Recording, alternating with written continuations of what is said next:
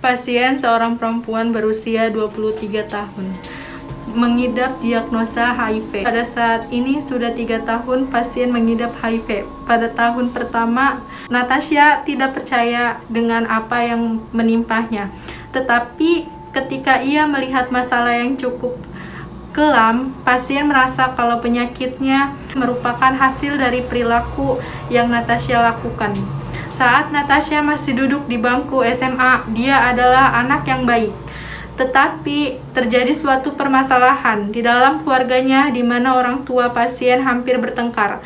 Setiap hari pada awalnya pasien menghiraukan. Setelah orang tuanya bercerai, pasien menjadi sosok yang berbeda. Setelah orang tuanya bercerai, pasien memilih hidup sendiri. Dia memutuskan untuk tinggal di kos dengan teman sekolahnya. Setelah pasien tinggal sendiri, hidup pasien tidak ada yang mengontrol. Bahkan orang tuanya tidak tahu kalau nilai Natasha turun drastis. Natasha sering dipanggil oleh guru BK dan dia sering bolos sekolah. Setelah pasien lulus SMA, pergaulan Natasha semakin bebas dan semakin tidak terkontrol oleh keluarganya. Bahkan ia menolak untuk kuliah dan lebih memilih kerja. Natasha sering keluar larut malam dan pulang pagi. Bahkan seringkali ia tidak pulang. Natasha mempunyai teman bernama Fiona. Fiona adalah teman pasien sesama SMA dan Fiona lah yang membawa Natasha ke pergaulan bebas. Mereka sering pergi ke klub malam dan pulang dalam keadaan mabuk.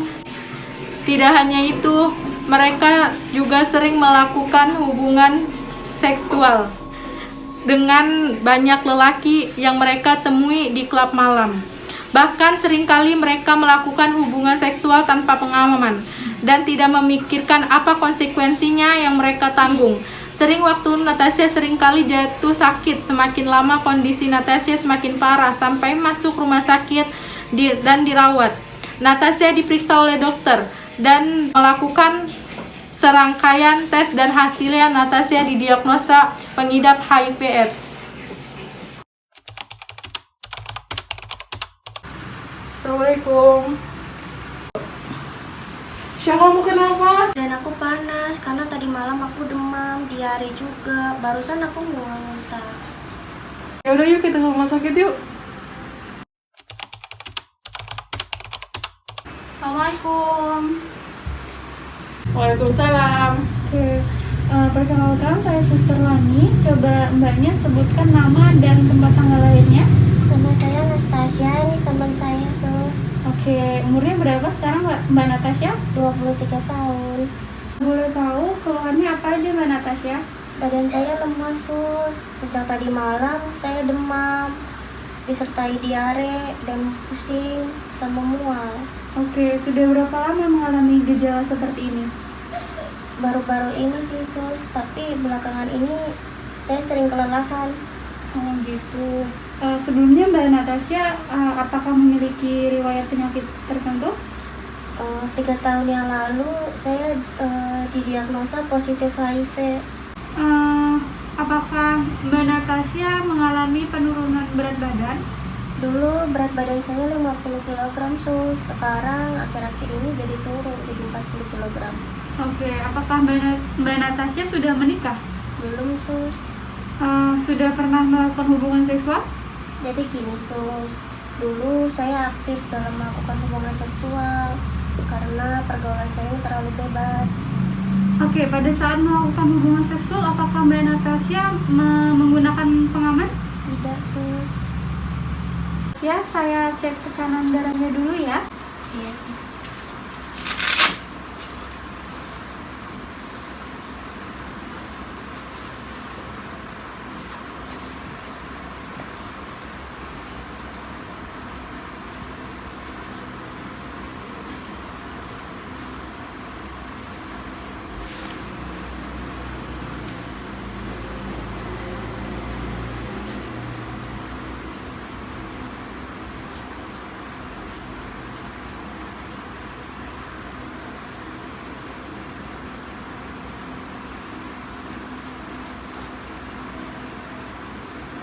Oke, Mbak Natasha, tekanan darahnya normal 120/80. Coba kita lihat suhunya ya. Maaf. Suhunya 39. Demam ya Mbak Natasha ya. Oh, teman saya demam ya, Sus? Iya, demam. Suhunya 39 derajat. Tinggi ya? Iya. Mbak Fiona bisa minta tolong hubungi keluarga pasien, ibu atau bapaknya ya. Iya, baik Sus, bakal saya hubungi ibunya Oke. atau bapaknya. Oke, terima kasih. Iya, sama-sama. Saya permisi keluar dulu ya, Sus. Oke, Mbak Natasha, kita lanjutkan pemeriksaannya ya. Untuk mengetahui keadaan keabnormalan dari beberapa bagian tubuh Mbak Natasha. Kepala ya. Oke, normal, tidak ada benjolan ya kepalanya. Rambutnya berwarna hitam, kulit kepala juga bersih, tidak terdapat ketombe, juga tidak terdapat luka ya. Sekarang bagian ini keningnya dikerutkan Mbak Natasha. Oke, elastis ya. Sekarang kita periksa matanya. Konjungtiva anemis ya, pucat, maaf ya. Normal, hidungnya tidak terdapat kotoran, bentuknya juga simetris. Sekarang tolong buka mulutnya ya. Apakah ada nyeri Mbak Nurita? Iya. Terdapat lesi ya di beberapa bagian mukosa mulutnya. Oke. Maaf ibu, saya periksa ke luar viralnya. Apakah nyeri? Tidak. Oke, coba sekarang ibu kenalan. Apakah nyeri? Tidak ya. Oke. Bentuk dadanya simetris, tidak terdapat benjolan. Coba kita dengarkan.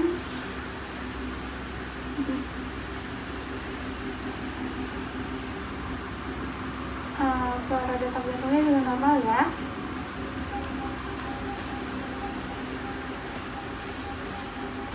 Oke. Sekarang kita periksa bagian perut ya ibu ya. Oke. Perutnya tidak terdapat luka, juga tidak terdapat dekubitus. Coba saya tekan, apakah nyeri ibu? Tidak. Sebelah sini nyeri? Tidak. Oke. Coba kita dengarkan ya.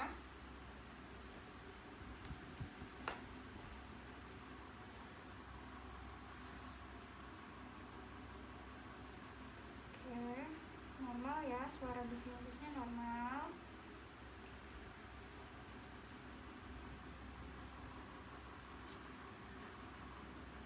Perutnya kembung ya bu ya. Oke, sekarang bagian tangan ya bu ya. Oke, sekarang tangannya jarinya 5 ya bu ya, utuh ya, tidak terdapat luka. Kulitnya berwarna sawo matang, tidak terdapat edema, kemudian kukunya bening ya. Oke, kita lanjutkan ya bu pemeriksaannya. Oke. Kakinya tidak terdapat luka. Nyeri tidak bu? Tidak nyeri ya. Oke, jarinya 5 lengkap ya bu. Kemudian kukunya juga berwarna merah muda. Mbak Natasha, pemeriksaan fisiknya sudah selesai. Untuk pemeriksaan selanjutnya akan dilakukan oleh perawat Rahma. Kalau begitu saya permisi ya bu ya. Baik Mbak Natasha, di sini saya akan melakukan pemeriksaan lebih lanjut ya. Kalau boleh tahu, mual muntahnya dalam semalam itu berapa kali ya Mbak? Sudah 4 kali. Saya mual muntah. Tadi pagi 2 kali. Saya mual dan tidak nafsu makan juga. Tidak nafsu makan ya. Kalaupun tidak nafsu makan, Mbak harus tetap coba ya supaya perutnya nggak kosong. Setiap saya mau makan tuh mual terus, Sus. Oh gitu, iya. Walaupun mual, Mbak harus coba secara pelan-pelan dengan memakan makanan seperti biskuit gitu supaya nutrisinya tetap terpenuhi. Iya, baik, nanti saya coba, Sus. Apakah dengan penyakit ini Mbak Natasha merasa putus asa dan tidak berdaya? Sejak 3 tahun yang lalu saya didiagnosa penyakit HIV, saya merasa putus asa, apalagi keadaan saya semakin buruk. Jadi saya merasa tidak berdaya, Sus. Oh baik.